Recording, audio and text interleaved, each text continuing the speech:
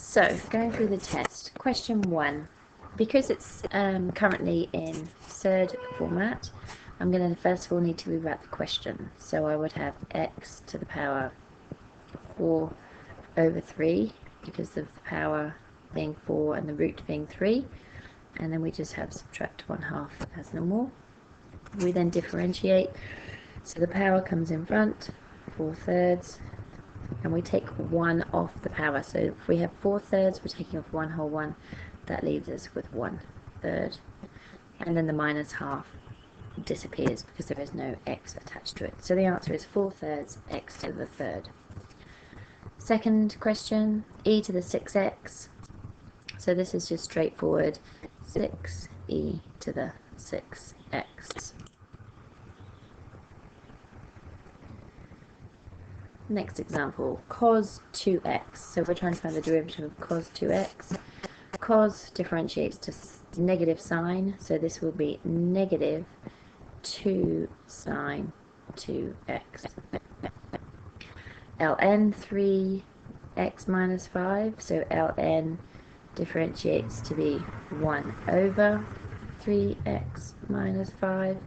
But because it's not just ln, it's actually ln of 3x minus 5, we then multiply by the derivative of what's in that bracket, which in this case is 3. So my final answer is 3 over 3x minus 5.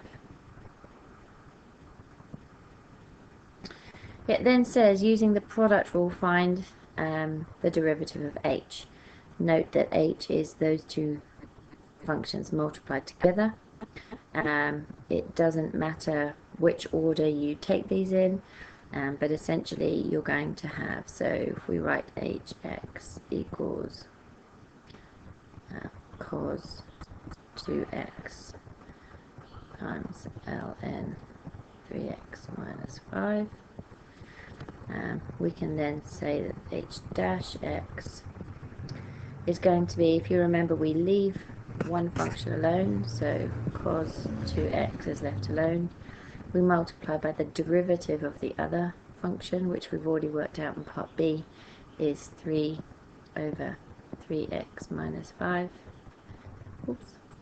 plus the other function left alone, so ln 3x minus 5, multiplied by the derivative of the other function, which is negative 2 sine 2x. Ideally, I guess we should tidy this up a little bit. So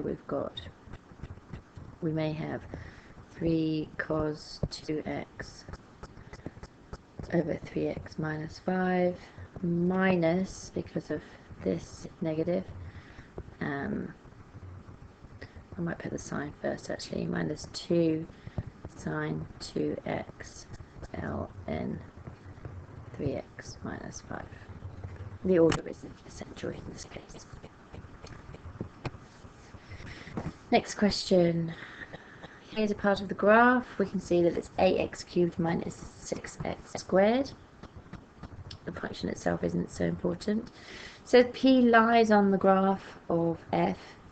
So we're asked to find the derivative of that. So the derivative, going back up to the equation, would be 3ax squared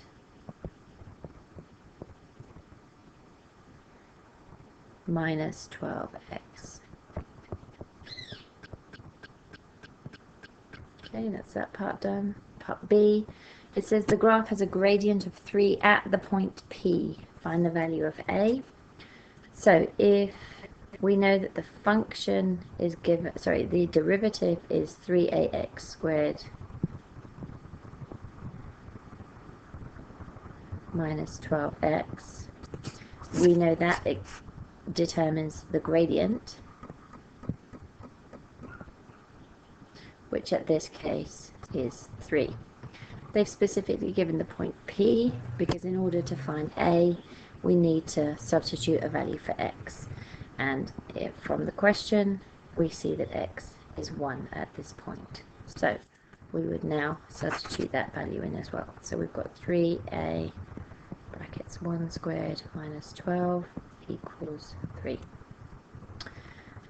1 squared is 1 times 3, so we just have 3a equals 15. It's moving my negative 12 across, and a equals 15 over 3, which is 5.